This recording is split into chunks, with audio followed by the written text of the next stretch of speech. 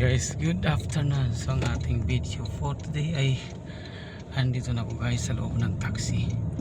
So nakakatuwa na mo ang aking taxi driver. Sabi niya, just imagine na how long before, 100 years before, how many years before. Kasi kaupo ko lang po sa upuan ng taxi na kanyang minamaniho, ay sabi niya sobrang init daw, sobrang init. So sabi ko naman po, sabi niya, how could we imagine, totoo naman po siya na before sobrang init, paano ka nakaka-survive. So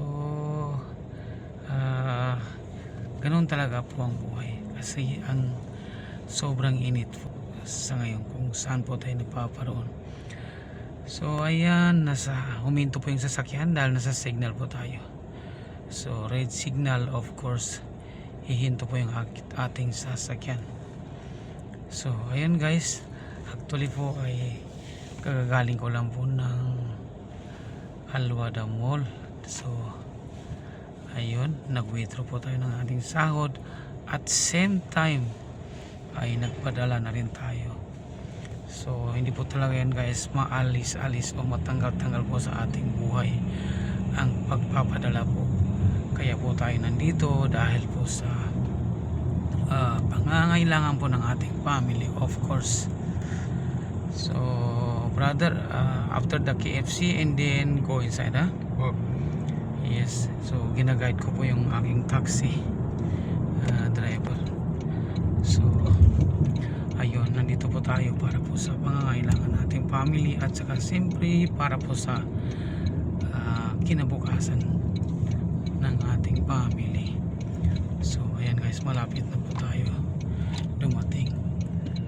Just go straight. So ayan, ginaguide ko po siya.